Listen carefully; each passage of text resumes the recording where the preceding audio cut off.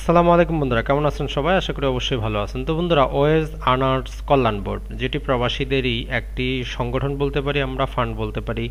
প্রতিজন প্রবাসী দেশের বাইরে আসার সময় ৩,৫০০ টাকা এখানে উনি রেখে আসেন। এর বিনিময়ে উনি কিছুই পান না। যদি অনাকাঙ্ক্ষিত তার দেশের বাইরে মৃত্যু ঘটে, তাহলে যেটি হয় সেটি হচ্ছে তার ফ্যামিলিকে এখান থেকে ৩ লক্ষ টাকা ক্ষতিপূরণ দেওয়া হয় এবং তার মৃতদেহটার দাফন কাফনের জন্য ৩৫,০০০ টাকার মতো দেওয়া হয়।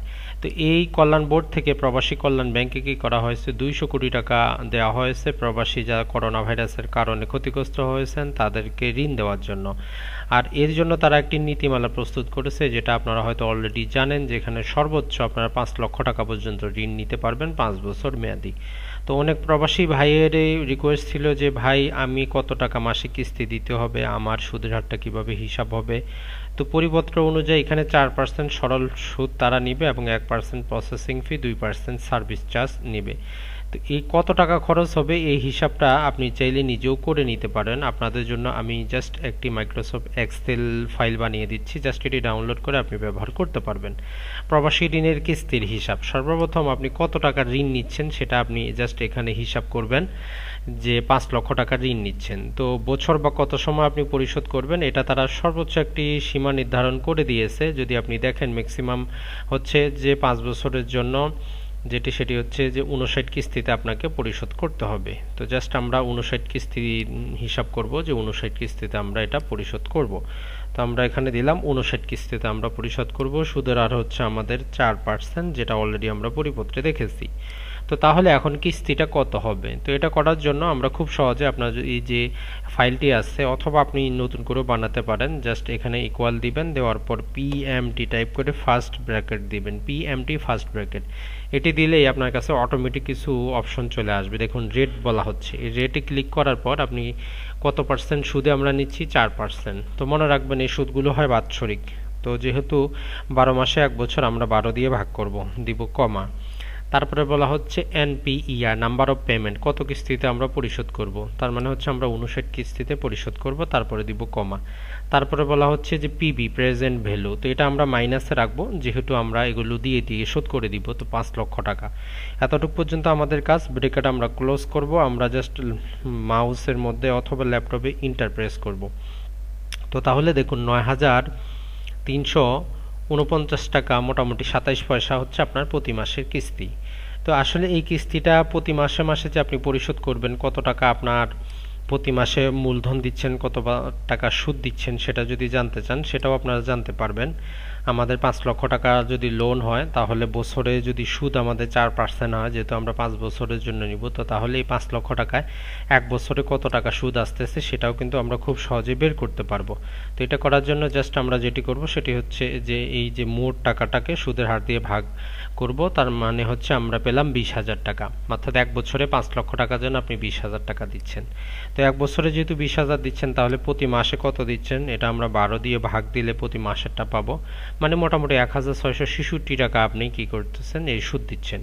তো আপনার কিস্তি ছিল কত, ৯,৩৪৯ টাকা, এবং আপনি সুদ দিচ্ছেন ১,৬৬৬ টাকা। তাহলে আপনি মূল টাকা কত পেমেন্ট করতেছেন?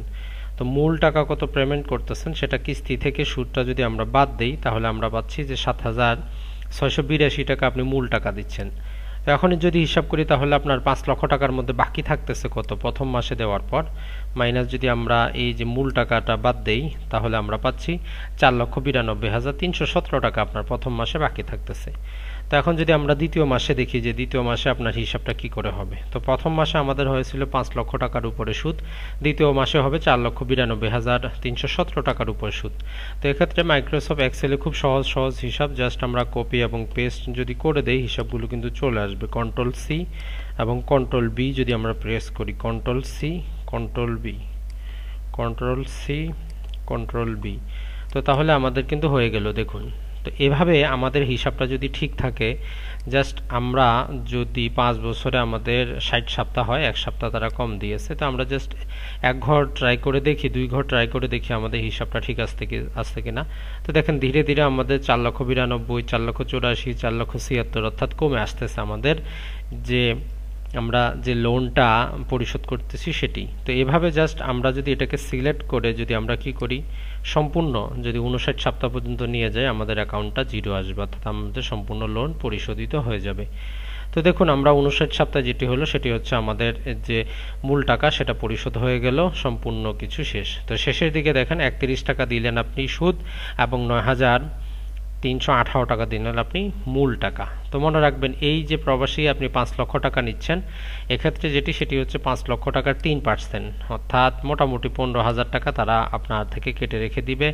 বাকি যে আপনার 4 লক্ষ মোটামুটি 85,000 টাকা আপনাকে দিবে। এটা ছাড়া আপনি যখন এই অ্যাকাউন্টটি করবেন সেক্ষেত্রে আপনার জন্য কিছু নির্দিষ্ট শর্ত আছে। শর্তটা জাস্ট আমরা যদি দেখে নিই তাহলে পরবর্তীতে আপনি আর এই যে 200 টাকা দিয়ে আপনি আবেদন করবেন, 200 টাকা আপনার বেশি লাগবে। 1000 টাকা দিয়ে সেভিং অ্যাকাউন্ট খুলবেন, সেইটা আপনার কাটা যাবে। আরও ছবি এবং নমিনি, আসা যাওয়া খরচ যাবতীয় কিছু সেগুলো তো বাদ যাবেই। তার মানে মোটামুটি বলতে পারি আপনি 5 লক্ষ টাকা যদি লোন নেন, 4,75,000 টাকার মতো আপনার প্যাকেটে ঢুকবে। বাকিগুলো যেটি সেটি হচ্ছে যে আসলে প্রসেসিং ফি হিসাবে কাটা যাবে। আশা করি যারা প্রবাসী যারা ঋণ নিতে চান এবং যারা জানতে চেয়েছিলেন যে ভাই ঋণটা কিভাবে হিসাব হবে, তারা অবশ্যই এই ভিডিও থেকে উপকৃত হবেন। যদি চ্যানেলটি ভালো লাগে অবশ্যই সাবস্ক্রাইব করে রাখবেন। আসসালামু আলাইকুম।